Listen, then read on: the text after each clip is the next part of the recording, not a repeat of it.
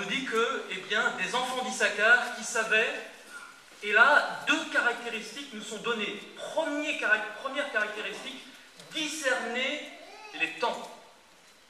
Et pourquoi? Quel était l'objectif? Pour savoir ce qu'Israël devait faire. Ainsi donc, ce matin, avec ce texte de 1 Chronique 12-32, eh bien, j'aimerais introduire cette méditation sur deux orientations. La première, discerner les temps. Est-ce que nous savons aujourd'hui discerner les temps dans lesquels nous sommes? Et deuxièmement, dans quel but? Pour savoir que faire, pour savoir comment nous préparer. Sommes-nous encore convaincus que nous sommes à la fin des temps? Est-ce que nous en sommes pleinement convaincus au plus profond de nous-mêmes? Et j'aimerais demander à chacun d'entre vous ce matin, quels sont ceux qui sont convaincus que Jésus peut revenir très bientôt? Et j'aimerais voir vos mains. Amen. Amen. Dans Matthieu 24, eh bien, Jésus nous parle de signes des temps. Mais souvent on entend dire « Ah ben oui, mais ces signes, on les a depuis 2000 ans. Rien n'a changé. » Quels sont les signes qui se déroulent sous nos yeux actuellement et qui nous montrent que nous sommes peut-être la dernière génération avant le retour du Christ? Et que nous sommes en train de vivre peut-être ce qu'aucune, et certainement même ce qu'aucune génération n'a vécu avant nous. Et j'aimerais pour illustrer ce propos prendre une image. Alors les compagnons, je leur ai déjà fait le test, je vais vous demander de ne rien dire. C'est l'image d'un stade. Alors vous imaginez un grand stade de foot, diapo. Voilà, il est 13h01 et vous imaginez que toutes les minutes, eh bien, nous allons faire tomber dans ce stade une goutte d'eau que l'on va multiplier, c'est-à-dire première minute une goutte d'eau, ensuite 2, ensuite 4, 4 x 4, 16, 16 x 16, etc. Et on multiplie. Et la question c'est combien avons-nous de temps avant que le stade soit plein, déborde, et que nous soyons noyés? Donc 13h01, 13h02, etc. Les minutes passent. Est-ce que ce sont des minutes, des heures, des jours, des mois? Diapo suivante. Un seul clic. Voilà. Chaque minute, donc, on double. À 13h45, eh bien, le stade est à peine rempli, quelques pourcents seulement. De combien de temps avons-nous pour sortir? Diapo. 4 minutes. À 13h45, le stade est rempli que de 7%. Nous n'avons que 4 minutes pour sortir avant que nous soyons noyés. Pourquoi est-ce que j'utilise cette image? Mais c'est parce que tout simplement, c'est exactement ce qui est en train de se passer dans ce monde aujourd'hui. Les choses s'accélèrent et s'accélèrent de plus en plus vite. Et nous sommes entre ces 13h45 et ces 13h49. Quels sont les signes? Alors, tu m'as devancé tout à l'heure. Quels sont les signes qui sont pour vous les plus frappants aujourd'hui? On a parlé d'Ebola, on a parlé de l'Ukraine, de la Syrie. Je pourrais rajouter la Terre est en train d'agoniser. On se rend compte qu'aujourd'hui c'est trop tard pour faire marche arrière. L'océan est une véritable poubelle. Nous avons un continent rempli de déchets plastiques, un continent à part entière. Dans toute la surface des océans, vous avez des particules plastiques, ce qui fait que tous les poissons sont contaminés. Fukushima aujourd'hui a contaminé quasiment l'ensemble de l'océan. Les déchets commencent à arriver depuis février aux États-Unis, et ce pendant 2 ans. Tous les thons qui sont pêchés dans cette partie-là sont complètement contaminés. On pourrait citer les cataclysmes. New Scientist, qui est une revue scientifique, prévoit que le dernier trimestre 2014, eh bien, nous allons assister à des catastrophes sans précédent. On pourrait parler des changements climatiques, et dernièrement, il y a quelques jours, s'est tenue une conférence sur le climat au Québec, et des scientifiques du monde entier eh bien, constatent que les choses s'accélèrent. Dans les océans, nous avions jusqu'à présent, pour le transport maritime, des vagues de 20 mètres, ce qui était énorme. Et aujourd'hui, nous avons des vagues de 40 mètres, ce qui est en train de perturber complètement le transport maritime. 40 mètres, je ne sais pas si vous imaginez des crocs de 40 mètres. Donc il faut des bateaux équipés différemment. Au niveau des troubles sociaux, 5 300 000 chômeurs en France, les derniers chiffres. les bruits de guerre sur quasiment tous les continents, et un rapport qui vient de sortir sous la paix, cela n'a jamais été aussi catastrophique que maintenant. Mais je m'arrêterai là parce que je pourrais allonger la liste tellement il y en a. Mais ce matin, ce n'est pas là-dessus que j'aimerais m'arrêter. J'aimerais m'arrêter, entre autres, sur un élément qui est marquant, c'est celui qui concerne les événements religieux, parce que l'un des signes les plus marquants que nous avons aujourd'hui en cette fin des temps, pour moi, c'est ce qui se passe dans le domaine religieux. Sommes-nous conscients des systèmes qui sont décrits dans Daniel 7, Daniel 11, Apocalypse 13, Apocalypse 16, 17, 18? Est-ce que nous sommes encore conscients de ces systèmes et que ces systèmes dirigent le monde? Nous assistons depuis l'élection de mars 2013. Que s'est-il passé en mars 2013? L'élection d'un pape hors du commun.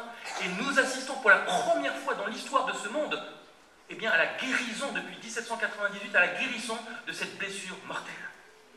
En janvier de cette année, lors d'une conférence de pasteurs charismatiques, Kenneth Copeland a invité un évêque anglican qui travaillait pour lui en Afrique du Sud et qui, depuis, a été appelé par le pape à travailler pour créer l'unité dans le monde chrétien.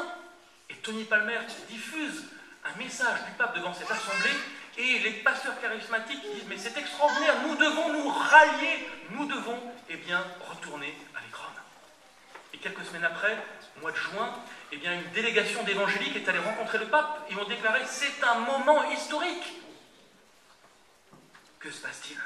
Tony Palmer, lors de cette rencontre, a déclaré: la protestation de Luther est finie, le protestantisme est mort, nous devons retourner avec Rome. Que se passe-t-il, chers amis? Et il se base, entre autres, sur un accord signé en 1999, accord entre catholiques et luthériens, accord sur la justification par la foi, signé après par les presbytériens. Et 16 août 2014 aux États-Unis, voici ce que nous pouvons lire: la coopération et le respect mutuel entre les évangéliques et les catholiques est plus fort et atteint un degré jamais atteint dans toute l'histoire.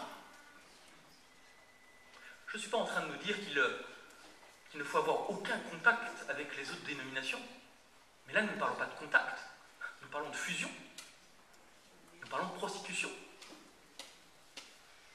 La prophétie est en marche, chers amis, et le pape rappelait en 2014: il n'y a pas de salut en dehors du système catholique romain. Il y a quelques semaines, il n'y a pas de salut en dehors du système catholique romain. Si vous voulez être sauvé, et si vous n'êtes pas catholique, vous n'êtes pas sauvé, c'est texto. Ou encore, plus récemment, une relation personnelle avec Jésus est dangereuse et absurde sans l'Église catholique. Est-ce que nous lisons ce qui se passe réellement? Et tout en préparant, il y a quelques semaines, et de plus en plus de messages qui disent non au travail du dimanche. Le dimanche est un jour sacré. Vous voyez comment les choses se mettent en place. Ce que nous avions prédit il y a 150 ans, non seulement est en train de se réaliser sous nos yeux, mais est en train de s'accélérer à une vitesse jamais atteinte. En 2013, en octobre 2013, le pape François a placé le monde sous la protection de Marie. Il y a un ouvrage très intéressant de Ted et Maureen Flynn, deux catholiques, avec la préface de Malachi Martin, qui est très connu pour ses ouvrages de géopolitique, décrit ce qui est un événement sans précédent au XXe siècle, en disant qu'il n'y a jamais eu autant d'apparitions mariales à travers le monde qu'au XXe siècle. Et pensez, rien qu'aux États-Unis, plus de 700 apparitions mariales aux États-Unis. Voilà comment ce système est en train de vampiriser le protestantisme et les évangéliques aux États-Unis. Et il y a un ouvrage qui m'a interpellé, qui a été écrit par une fervente catholique, Maria Everia Slade, allemande. Et elle a voulu attaquer les protestants en disant: mais vous, protestants, votre position sur Marie n'est pas concevable. Et elle a fait non seulement une enquête, mais elle a écrit un livre, ouvrage en allemand que j'ai à la maison. Sa conclusion m'a laissé sans voix. Et elle dit que les apparitions de Marie ne sont ni plus ni moins que des apparitions de démons. Vous imaginez une catholique qui arrive à cette conclusion? Amen. Les apparitions de Marie sont des apparitions de démons. C'est pas moi qui le dis, c'est une fervente catholique. Dieu est capable de se servir de n'importe qui. Et heureusement, le peuple de Dieu est dans tous ces systèmes-là. Oublions-nous que le pape François est le premier jésuite de l'histoire. Oublions-nous qui sont, et je n'ai pas dit qui étaient, qui sont réellement et véritablement les jésuites. Ellen White, et je vous invite à relire des passages de la tragédie des siècles, pages 249-250. C'est alors que se fonda l'ordre des jésuites, le défenseur de la papauté le moins scrupuleux, le plus puissant et le plus cruel. Le jésuitisme inspira à ses disciples un fanatisme qui leur permettait d'opposer à la vérité toutes les armes de l'erreur. Ils ne recherchaient la fortune et le pouvoir que pour servir à la suppression du protestantisme et au rétablissement de la suprématie papale. En fonction de leur ordre, ils revêtaient une apparence de sainteté, visitaient les prisons, les hôpitaux, secouraient les malades et les pauvres, professaient avoir renoncé au monde. Ça ne vous rappelle personne? Mais cet extérieur irréprochable cachait souvent les desseins les plus noirs et les plus odieux. Au XVIIIe siècle, les jésuites sont chassés de partout en Europe, de partout. Et en France, j'ai retrouvé l'original, 1762, le 5 mars 1762, les jésuites sont expulsés de France. Pour justifier de cette expulsion, le Parlement français, chez nous à Paris, eh bien, va publier un édit. Il est là. Et voici ce qu'il dit.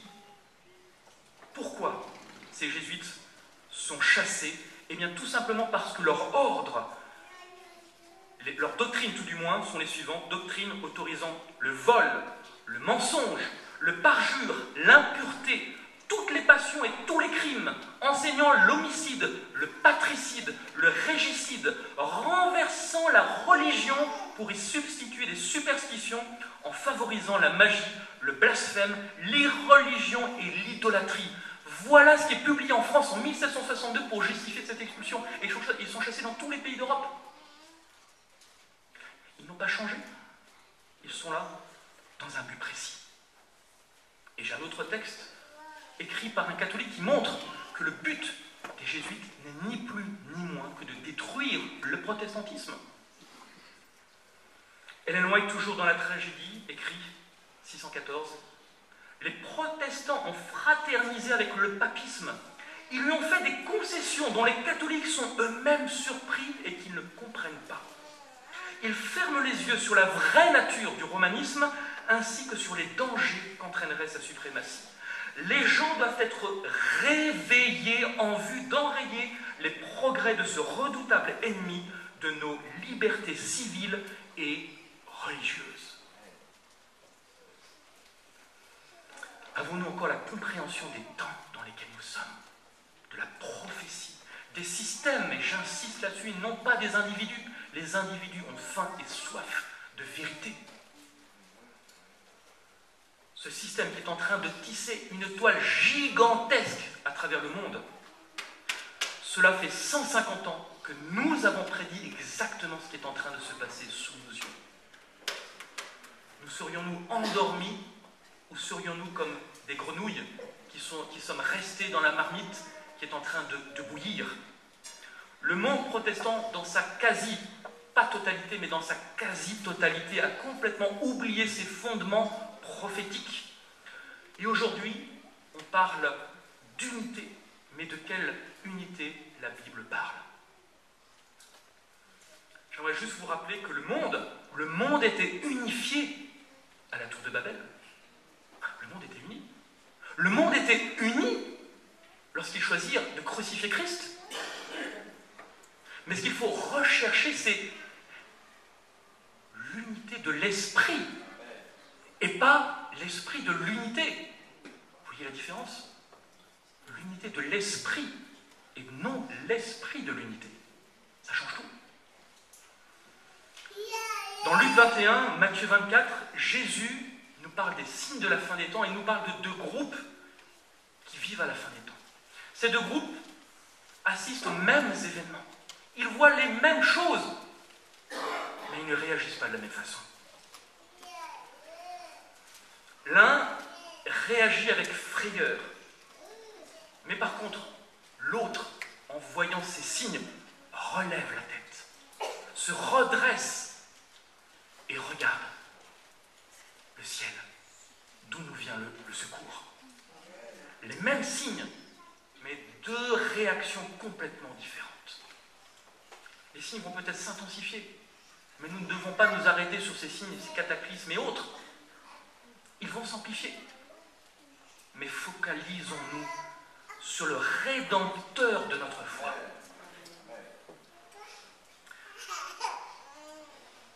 Et je pense que la grande majorité ont peur de ces signes parce qu'ils ne comprennent pas ce qui arrive. Et nous avons une mission importante, qui est de leur expliquer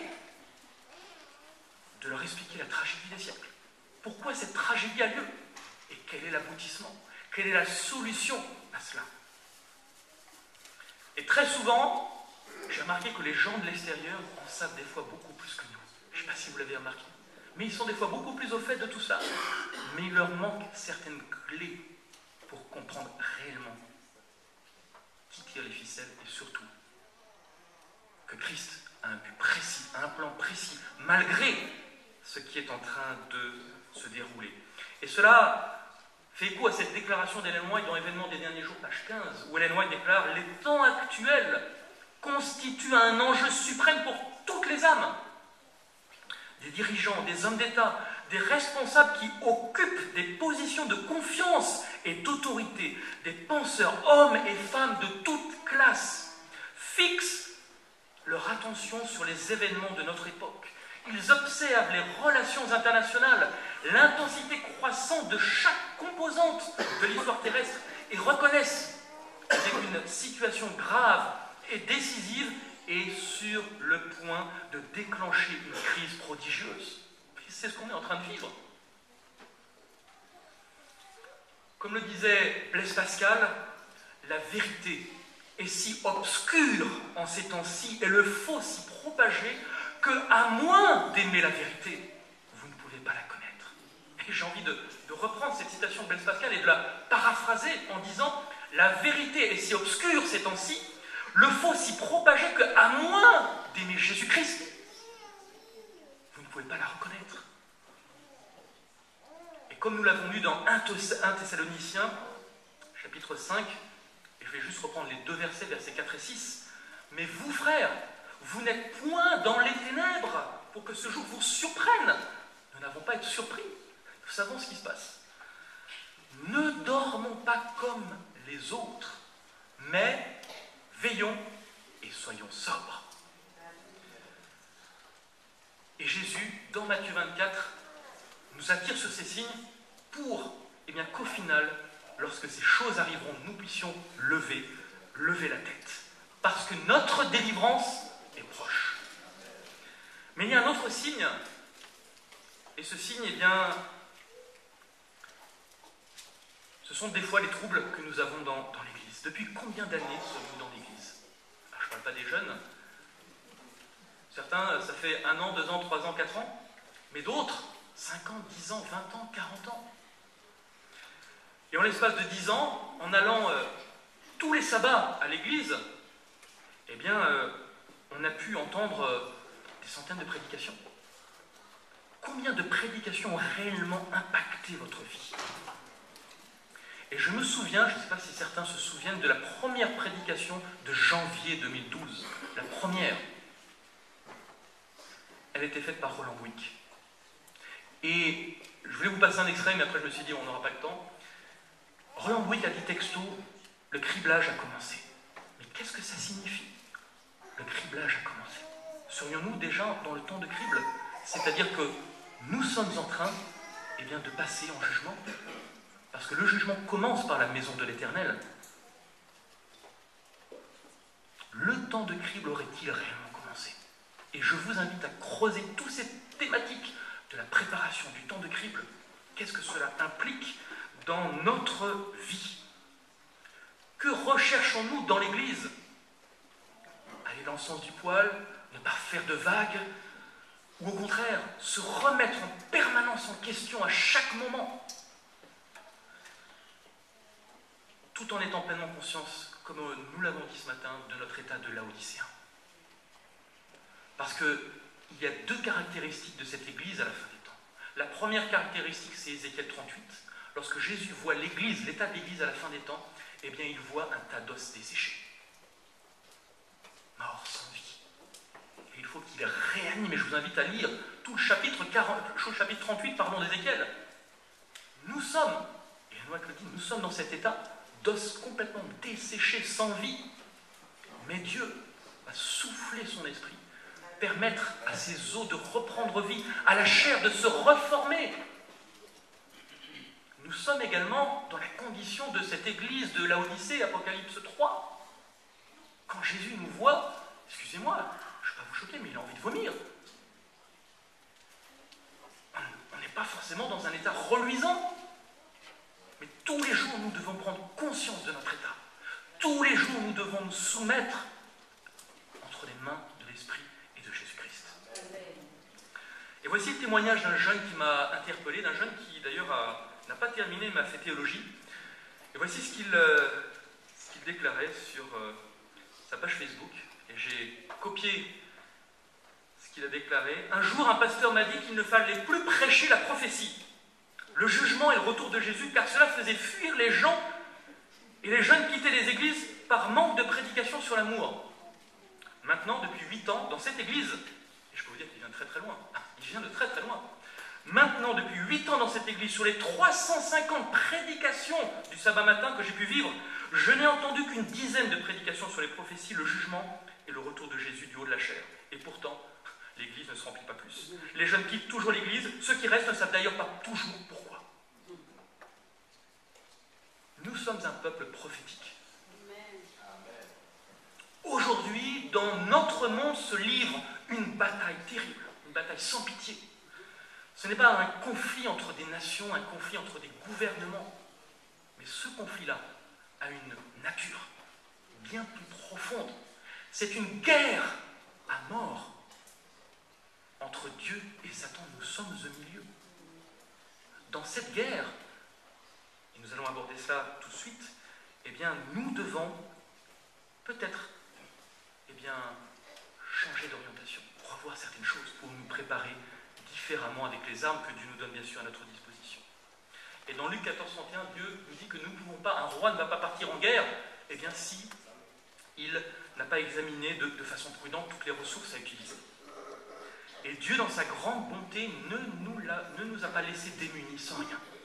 Et il y a un texte dans le témoignage pour les pasteurs que nous n'avons pas en français, ou malheureusement pas diffusé par Vie Santé. Je vous ai mis les coordonnées si certains veulent se le procurer, et je vous invite vivement à lire ce livre Témoignage pour les pasteurs, où Ellen White décrit ce que Dieu va lui révéler comme vision. Et cette vision est non seulement importante, mais c'est la seule où Satan va dévoiler son plan à la fin des temps pour détruire l'Église et essayer de faire capoter le plan de Dieu. Et je pense qu'il est particulièrement important et intéressant de savoir ce que contient cette vision. Et voici ce que déclare Satan. Tandis que le peuple de Dieu approche des dangers des derniers jours, Satan tient conseil avec ses anges au sujet du plan le plus efficace pour détruire sa foi. Il voit que les églises populaires sont déjà endormies grâce à son pouvoir séducteur. Et voici ce qu'il déclare, texto. Nous devons surveiller ceux qui attirent l'attention des foules sur le sabbat de l'Éternel. Ils en aideront beaucoup à comprendre les exigences de la loi de Dieu. Et la même lumière qui révèle le vrai repos, le vrai jour de repos, révèle aussi le ministère de Christ dans le sanctuaire céleste et met en évidence que la dernière œuvre en faveur du salut de l'homme s'effectue en ce moment même. Maintenez l'esprit des gens dans les ténèbres jusqu'à ce que cette œuvre soit terminée et nous nous assurerons à la fois le monde et l'Église. Je vais influencer, il continue, influencer les pasteurs qui jouissent d'une grande popularité afin qu'ils détournent l'attention de leurs auditeurs des commandements de Dieu. ce que les Écritures affirment être la loi parfaite de la liberté doit être présenté comme un joug de servitude. Les gens acceptent les explications des Écritures de la part de leurs pasteurs et ils ne les sondent pas par eux-mêmes. Donc, en agissant par les pasteurs, je peux dominer les gens en accord avec ma volonté. Incroyable. Heureusement, nous sommes des Bériens et nous scrutons méticuleusement la parole de Dieu pour nous-mêmes, par nous-mêmes. Je ne suis pas en train de rejeter le rôle des pasteurs qui est très important, mais ce n'est pas du gabajois, nous devons par nous-mêmes nous nourrir. Si vous accordez à Satan la plus petite emprise, c'est comme si vous essayiez de dompter un animal féroce, un lion, un tigre. Vous lui laissez la moindre faille, choc, il vous agrippe et vous êtes mort. Nous sommes dans ce cas de figure. À la moindre faille, le diable peut s'y engouffrer et les choses peuvent malheureusement aller dans le mauvais sens. Si nous ne disons pas adieu une fois pour toutes à l'Égypte, eh bien, il y a peu de chances que nous arrivions à la terre promise. Jusqu'où sommes-nous prêts à aller? Et si la pression devient forte? Jusqu'où sommes-nous prêts à aller? Et le deuxième trait caractéristique de cette tribu d'Issachar, après le fait de savoir discerner les temps dans lesquels nous sommes, eh bien c'est de savoir que faire. Que devons-nous faire? Dans le volume 3 des Manuscript Release, nous pouvons lire le temps de trouble. Un trouble comme on n'en a jamais vu depuis que les nations existent. Daniel 12, verset 1, nous menace directement et nous sommes comme les vierges endormies. Nous devons nous éveiller et demander au Seigneur de nous entourer de ses bras éternels afin de nous faire traverser en toute sécurité les temps de jugement qui sont devant nous. Et en tant qu'adventistes, nous accordons une importance particulière à un événement que nous attendons, la pluie l'arrière-saison. Cette seconde Pentecôte. Hommes, frères, que ferons-nous? Et dans Actes 3, 19, eh bien, il y a trois concepts importants. Repentez-vous, convertissez-vous, pour que vos péchés soient effacés. Ce que j'appelais RCE, repentance, conversion, l'effacement des péchés. Cette pluie de l'arrière-saison, est-ce qu'elle va venir automatiquement? À un moment donné, dans 1 an, 2 ans, 3 ans, elle tombe, pouf. Est-ce que c'est grâce à elle que nous allons pouvoir faire ce que nous ne sommes pas capables de faire aujourd'hui? Est-ce que c'est grâce à elle que nous allons pouvoir changer notre caractère? Nous avons vu que Rome essaye d'unifier autour d'elle toutes les religions, et en 99 précisément, eh bien, il y a un accord entre les catholiques et les luthériens sur cette justification de la foi.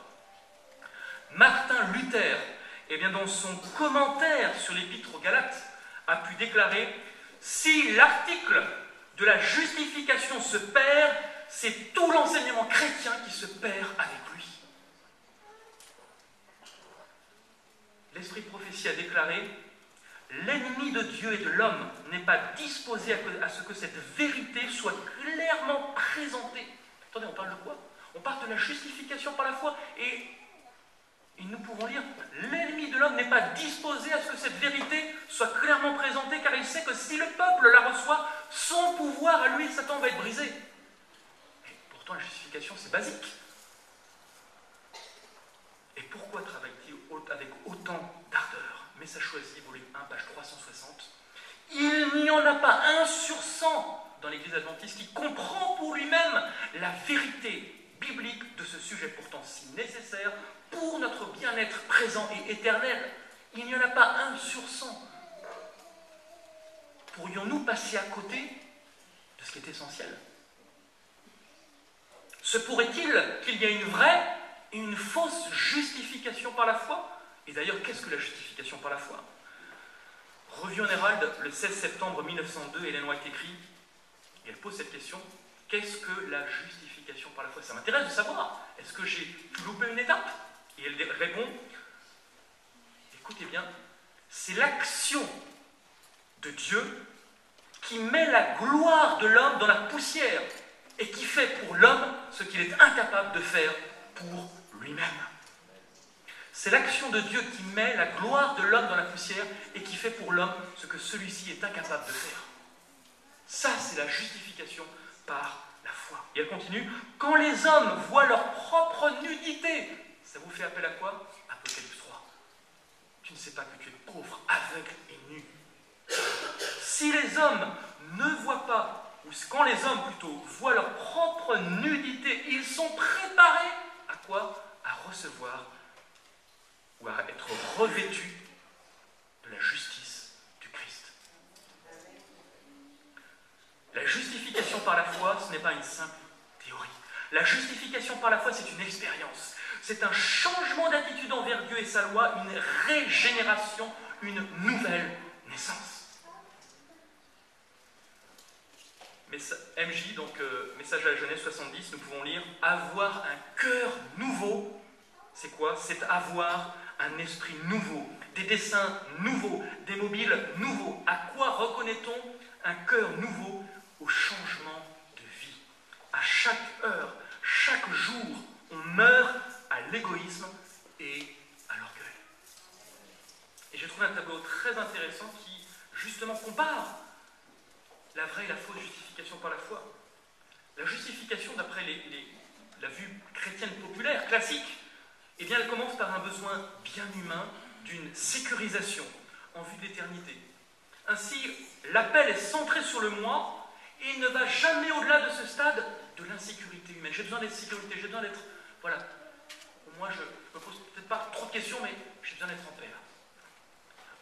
La foi est définie comme une simple assurance, dans ce sens qu'il faut saisir une sécurité personnelle pour ne pas être perdu. La vraie justification commence par une révélation de l'amour de Dieu à la croix. Elle fait appel à une motivation plus élevée, c'est de la foi, c'est de la gratitude, de l'appréciation de l'amour de Dieu, et il n'est pas égocentrique. Premiers écrits, j'ai vu que beaucoup négligeaient la préparation nécessaire et comptaient sur un temps de rafraîchissement et la pluie de l'arrière-saison pour pouvoir subsister au jour du Seigneur. Mais c'est pas comme ça que ça marche. Tout cela nous montre que nous pouvons être dans l'église, et j'étais dans l'église 20 ans, 30 ans, et je me suis demandé à un moment donné, mais je me berce d'illusions. J'essaie déjà de faire par moi-même ce qu'il est impossible de faire, et ce que Dieu seul est capable de faire. Et la seule chose pour que je puisse avancer, eh bien, c'est de voir ma nudité, de me voir tel que je suis, et d'avoir besoin, jour après jour, du sacrifice du Christ. Testimonies, volume 8, page 249. Quelle terrible illusion peut tromper votre esprit si vous prétendez construire sur la bonne fondation et voir vos travaux acceptés de Dieu, alors qu'en réalité, dans plusieurs domaines, vous êtes dans la même ligne que le monde et péchez contre l'Éternel. Il y a un manque déplorable de spiritualité continue parmi le peuple, notre peuple. Pendant des années, j'ai éprouvé une profonde angoisse pour les âmes, car le Seigneur a présenté à mes yeux combien Jésus et son amour manquent dans notre Église. Et elle continue, j'ai vu que, à moins que quoi? J'ai envie de savoir, à moins que quoi? Qu'est-ce que je dois faire? Eh bien, écoutez la solution. J'ai vu que, à moins que l'homme soit humilié et Jésus-Christ exalté, nous ne serons pas dans une meilleure condition en tant que peuple pour recevoir Jésus-Christ à son avènement, à son second avènement, que ne le fut le peuple juif à sa première venue. Bible Training School, mai 1907, il y aura dans les églises une merveilleuse manifestation de la puissance de Dieu, mais elle n'atteindra pas ceux qui ne se sont pas humiliés eux-mêmes devant le Seigneur, qui n'ont pas ouvert la porte de leur cœur par la confession et la repentance. Pourquoi ne recevons-nous pas l'Esprit alors que nous avons été dans l'œuvre pendant tant d'années? Parce qu'ils ne répondent pas aux avertissements, aux supplications, aux messages de Dieu, mais persistent disant « Je suis riche, je me suis enrichi et je n'ai besoin de rien ». Voici ce qu'elle déclare. 1907. 1897, elle dit quelque chose qui vraiment est interpellant. Elle peut tomber sur les cœurs tout autour de nous, mais nous ne la distinguons pas et nous ne la recevons tomber, là, en ce moment, c'est pas encore le moment, mais bientôt. C'est-à-dire qu'elle va pouvoir tomber sur des gens, et ceux qui sont juste à côté ne le verront même pas.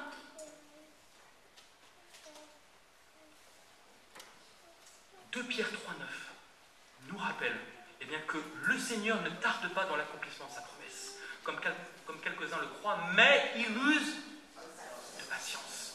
Il use de patience envers nous, ne voulant pas qu'aucun périsse, mais voulant que tous arrivent à la repentance. RCE, repentance, conversion, effacement des péchés. Et dans mon cheminement, il y a une série de méditations qui m'ont énormément interpellé. Un prédicateur de réveil laïque qui travaillait avec la conférence générale, Emilio Knecklé. Et à un moment donné, il donne une expérience qui m'a sur le coup interpellé. Après, je me suis dit, mais c'est vrai qu'il n'a pas tort. Il donne l'exemple d'un berger qui a un troupeau de brebis. Et puis il y en a une qui part toujours très très loin. Elle s'éloigne, puis le berger se dit, mais elle s'éloigne, mais un jour, un loup va l'attraper et c'est fini pour elle. Et il la prend. Il lui casse les pattes. Mais il va la garder avec lui tous les jours. Il va bander ses plaies, la soigner, être à ses côtés 24 heures sur 24. Et les semaines passent, et elle est rétablie. Elle peut à nouveau gambader. Mais là, elle ne quitte plus son maître, c'est terminé. Elle veut rester avec lui tout le temps. Quelquefois, nous pouvons avoir des épreuves, mais ces épreuves, peu importe la difficulté, la gravité, sont là aussi pour nous rappeler que nous devons nous rapprocher de Dieu.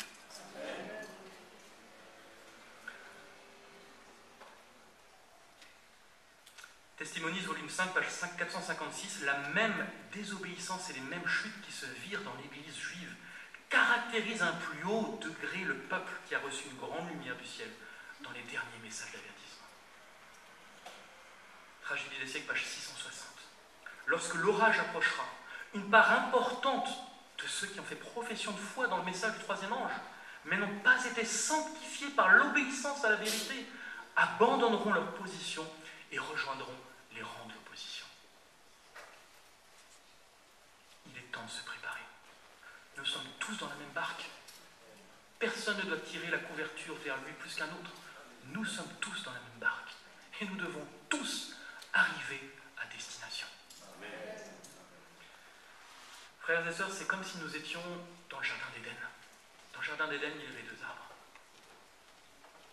L'arbre de la vie et l'arbre de la connaissance du bien et du mal.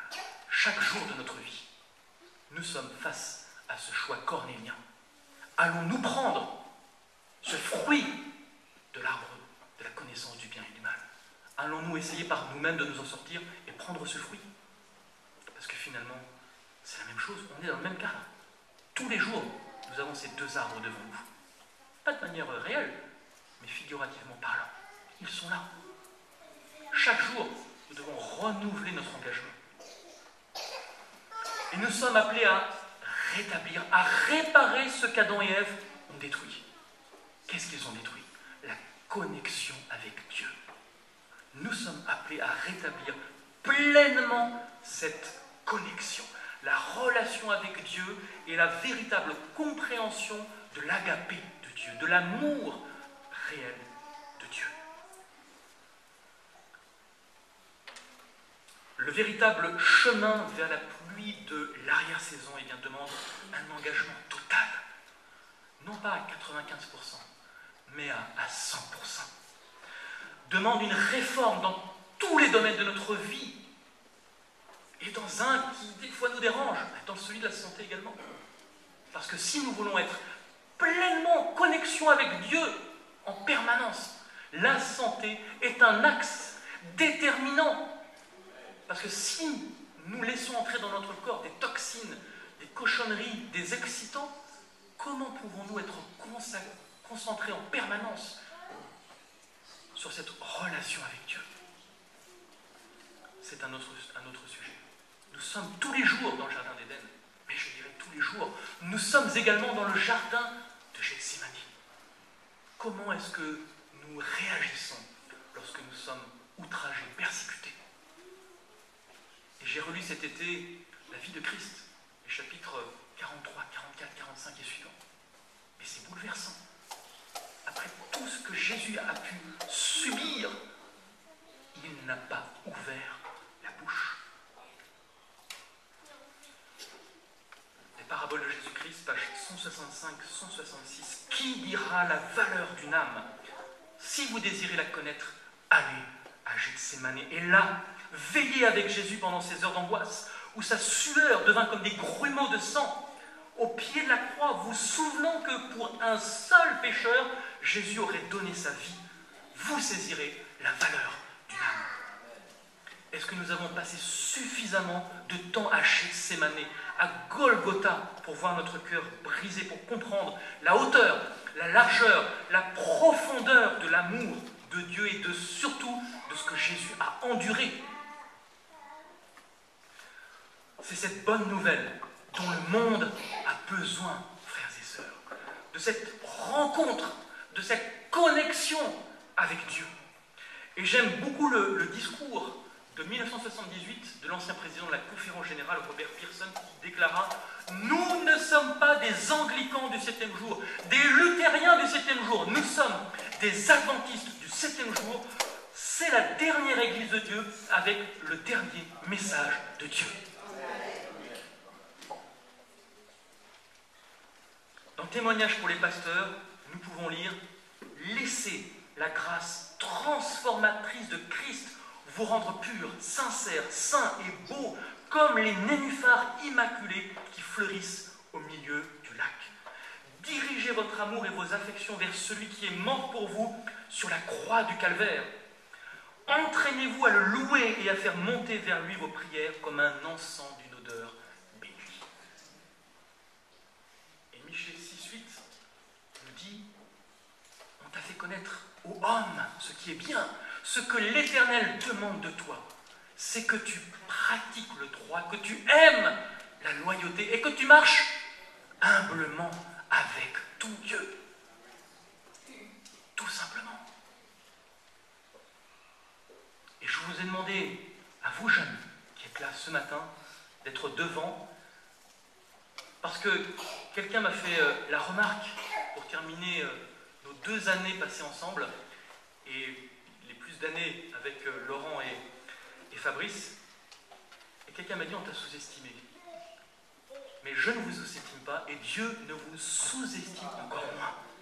Parce que c'est à vous, chers jeunes, qu'est confiée cette tâche et cette responsabilité de terminer l'œuvre.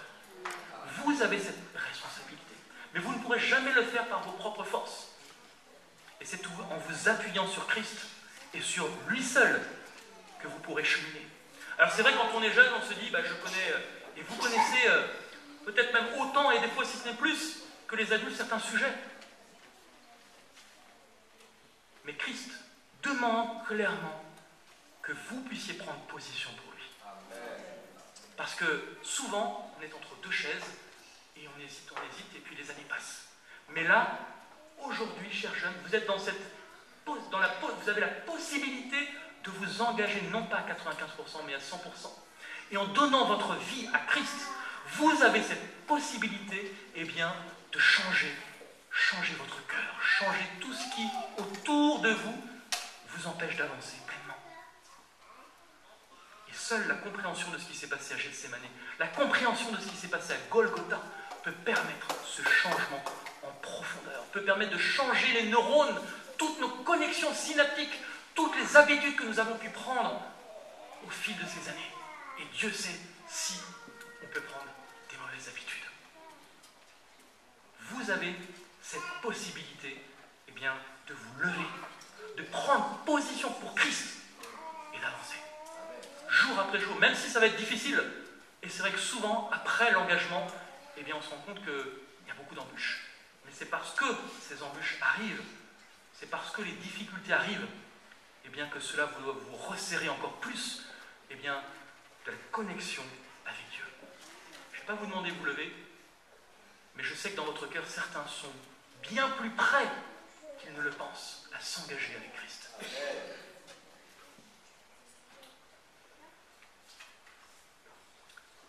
pour terminer, j'aimerais vous lire ce court témoignage. Nous sommes en 1942.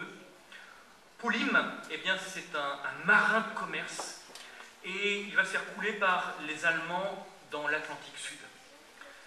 Et il va vivre les 133 jours suivants en mer sur un radeau de sauvetage. 133 jours. 3, 6, 9, 12, 4 mois et 13 jours. Vous imaginez? Il a fabriqué une canne à pêche avec un fil de lampe torche et un clou et il va utiliser une boîte de fer cassée comme couteau. Et quand il ne pouvait pas recueillir l'eau de pluie, eh bien, il buvait du sang de poisson. Il a été vu 2 fois, mais la première fois, on ne l'a pas secouru parce qu'il était chinois. Imaginez. Et la deuxième fois, eh bien, il a été reperdu parce qu'il y avait un orage. Et il va finir par atteindre par hasard eh bien, les côtes brésiliennes après plus de 4 mois passés en mer. Et quand on lui a dit que personne n'avait survécu aussi longtemps sur un radeau de mer, eh bien, il a répondu « J'espère que personne ne battra ce triste record. » Jésus nous a parlé des derniers jours. Et Matthieu, chapitre 24, verset 13, déclare « Mais celui qui persévérera jusqu'à la fin sera sauvé. » Amen.